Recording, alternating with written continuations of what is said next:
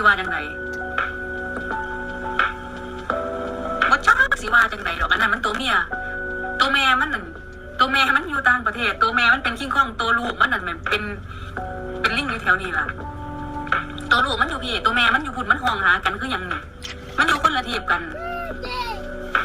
แม่มันไปหาผัวอยู่พุ่นลูกมันอยู่นี่ใครไว้ทิมลูกมันไว้อยู่นี่ไปอยู่พุ่นเสยอย่าให้เว้าดอกมันสิไปตัวทีบตัวแดงนี่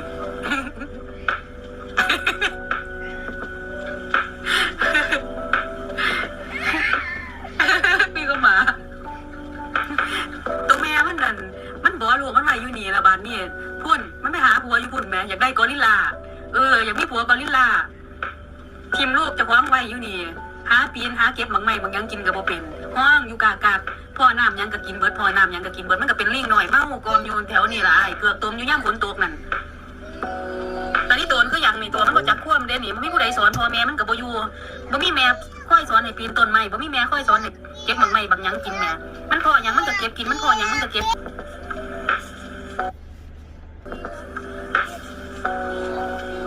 คันแม่นมาตอนนั้น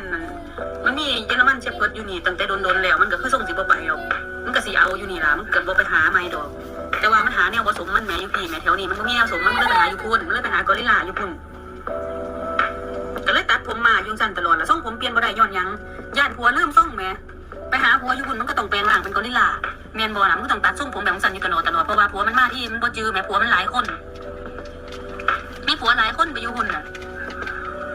เกิดอยู่โดนไปผัวหลายคนเป็นบ่บัดนี้ผัวคนนี้มาอาทิตย์นี้ผัวคนนั้นมาอาทิตย์นั้นผัวมันจื้อมันบ่ได้มันก็เลยต้องตัดผมแบบกันตลอดเวลาเลยตัดทรงกอริลลาแม่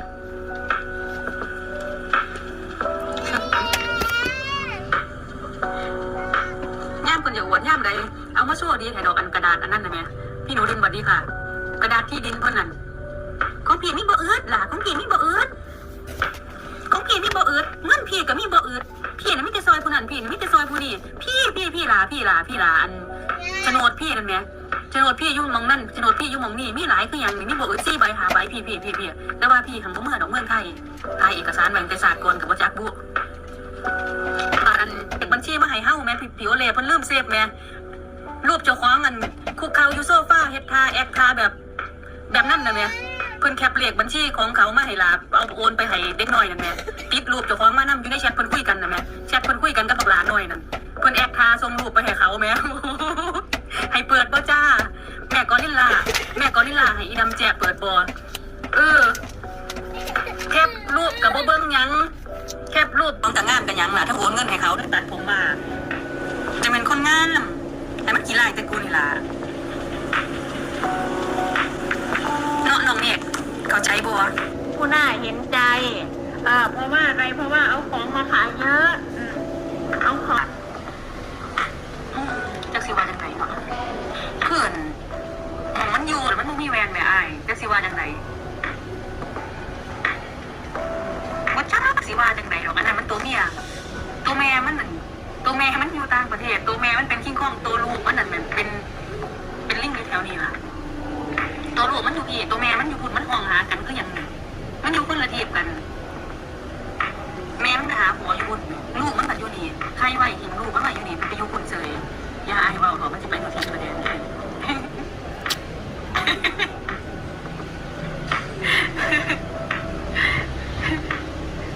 พี่ก็มาตัวแม่มันนั่น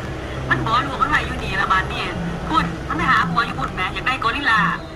อยากมีผัวกอริลลาทิมลูกจะวางไว้อยู่นี่หาปีนหาเก็บหมังใหม่บางยังกินกับบ่เป็นห้องอยู่กากพ่อน้ำยังก็กินเบิดพ่อน้ำยังก็กินเบิดมันก็เป็นลิงหน่อยเมากอมอยู่แถวนี่ล่ะไอ้เกือบตมอยู่ย่ำฝนตกนั่นอันนี้ตัวคืออย่างนี่ตัวมันก็จับคว่ำเด้นี่มันมีผู้ใดสอนพ่อแม่มันก็บ่อยู่บ่มีแม่ค่อยสอนให้ปีนต้นไม้บ่มีแม่ค่อยสอนให้เก็บหมังใหม่บางยังกินแม่มันพ่อยังมันก็เก็บกินมันพ่อยังมันก็เก็บกินลิงหน่อยตัวนี้นะแม่ไปพ่อน้ำเบียร์เขาเจ้ามันก็กินมันก็เมามันก็เป็นสีแล้วมันก็ลวงเนาะพ่อแม่มันบ่มีจักสิวางไหนแล้วแม่มันก็ไปหาผัวอยู่พุ่นแม่คันแม่มาตอนนั้นมันมีเยอรมันเชฟเปิดอยู่นี่ตั้งแต่โดนแล้วมันก็คือส่งสิบ่ไปหรอกมันก็สิเอาอยู่นี่ล่ะมันเกิดบ่ไปหาใหม่ดอกแต่ว่ามันหาแนวผสมมันแม่อยู่พี่ในแถวนี้มันบ่มีแนวผสมมันก็เลยไปหาอยู่พุ่นมันเลยไปหากอริลลาอยู่พุ่นก็เลยตัดผมมายุ่งสั้นตลอดละส่งผมเปลี่ยนบ่ได้ย้อนหยังญาติผัวลืมส่งแม่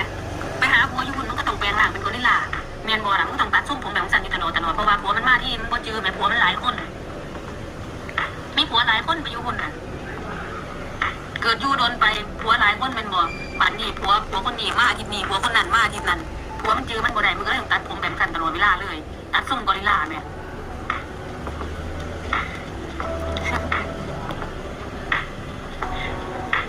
ย่ามคนเดียวอวดย่ามใดเอามาโซ่ดีให้ดอกอันกระดาษอันนั้นนะแม่พี่หนูดึงบัดนี้ค่ะกระดาษที่ดินคนนั้นของพี่มีบ่อืดล่ะของพี่มีบ่อืดของพี่มีบ่อืดเงินพี่ก็มีบ่อืดพี่น่ะมีแต่ซอยคนนั้นพี่น่ะมีแต่ซอยผู้นี้พี่ลาโฉนดพี่นั่นแหมโฉนดพี่ยุ่งมองนั่นโฉนดพี่ยุ่งมองนี่มีหลายพี่อย่างมีบ่อืด4 ใบ 5 ใบพี่แต่ว่าพี่ทางเมืองไทยถ่ายเอกสารแบ่งแต่ศาสตร์ก่อนกับบ่จักบุอันนั้นอยากเอาเงินให้หมอลำแม่ลาโอนเงินไปให้อันบักลาน้อยอันนี้เนี่ยจัก 3,000แน่เดี๋ยวโอนให้ทีหลังบัดนี้ลาโอนเงินให้บักน้อยพุ่นแน่เดี๋ยวโอนให้ทีหลัง2 บาท 3 บาทแม่บัดเพิ่นแคปรูปมันเลขบัญชีมาให้เฮาแม่ผิวเลยเพิ่นลืมเซฟแม่รูปเจ้าของมันคุกเข่าอยู่โซฟาเฮ็ดท่าแอคท่าแบ